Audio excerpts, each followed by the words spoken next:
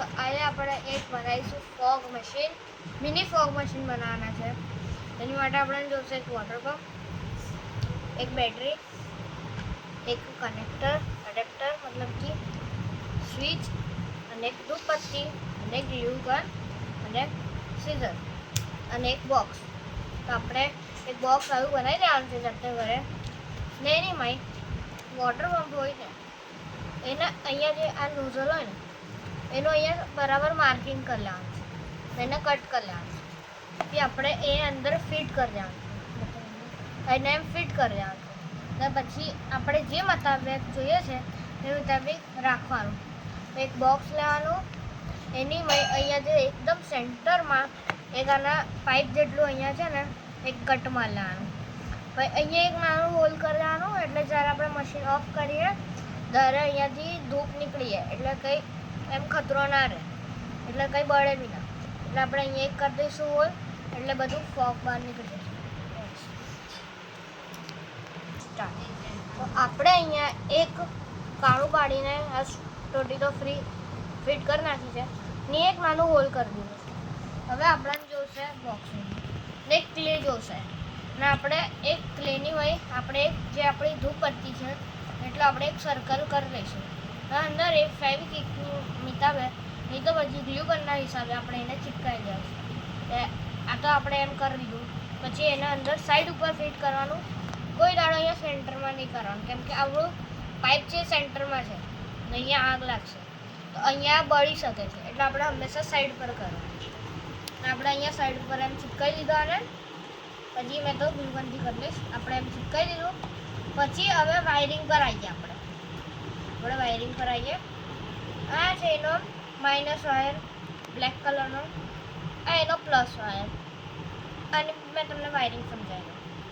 આ છે અડેપ્ટર, જે હોય બેટરીનો કનેક્ટર, જે આ અહીં ફિટ થઈ જશે આવી રીતે, એટલે આપણું પાવર થઈ જશે. આમાં બી સેમ એવું જ સિસ્ટમ છે. બ્લેક વાળો માઇનસનો વાયર, રેડ વાળો પ્લસનો વાયર.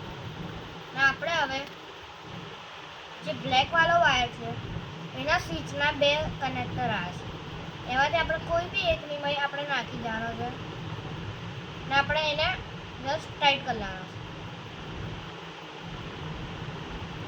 આપણે કરી દીધું ટાઈટ. હવે મોટરનો જે બ્લેક વાળો વાયર છે માઇનસ વાળો, એને બી આપણે અલગ અડેપ્ટરમાં નાખીશું. આમાં તો આપણે કરી લીધું એક જે બેટરીનો, અને બીજામાં આપણે વોટર પંપનો નાખી દઈએ. ને આપણે એને એમ ખેંચી લઈશું ને હવે એને બી આપણે ટાઈટ કરી લઈશું. ને હા, એટલું ધ્યાન રાખજો વચ્ચે કંઈ શોર્ટ સર્કિટ જેવું ના થવું.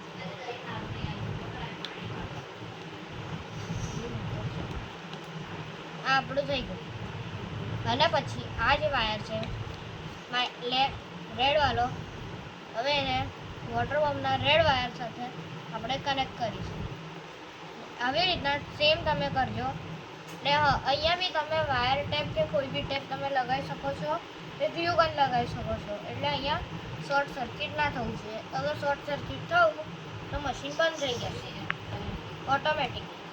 અને આપણે અહીંયા ફિટ કરી લઈશું.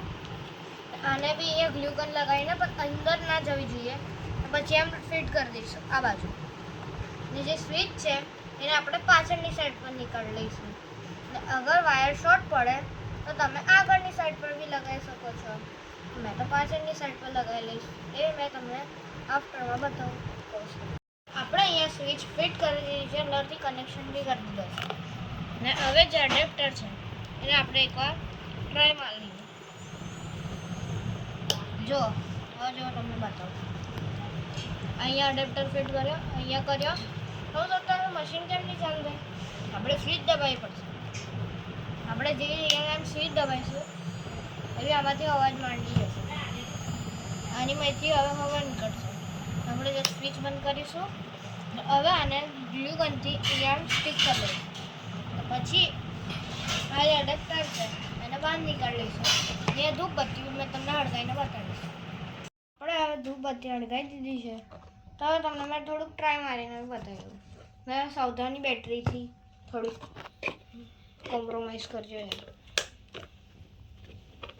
તો આપણે બોક્સ એકદમ ટાઈટલી બંધ કરી દેવાનું છે અને અહીંયાથી પછી ધુમાડો નીકળવાનું ચાલુ થઈ જશે અને જ્યારે આપણે મશીન ઓન કરીશું ત્યારે જસ્ટ ચેક અહીંયાથી સ્મોક નીકળી રહ્યા છે તમને દેખાતા હશે આ દેખાય છે તમને આ જેવું આપણે મેં ઓફ કરીશ હમણાં આ સ્મોક બંધ અને જેવું ઓન કરીશ તો સ્મોક પાછો ઓન થઈ જશે સી દેખાઈ રહ્યું છે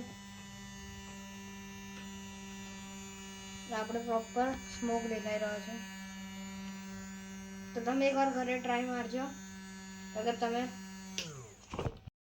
આ ઘરે ટ્રાય મારશો તો તમે મિની ડીજે માટે ટ્રાય મારી શકશો ને તમે એવું નહીં કે આ જ લેશો તમે કંઈ બીજું બી લઈ શકો છો મારી પર ડિપેન્ડ નહીં તમને જે લાગી રહી બાય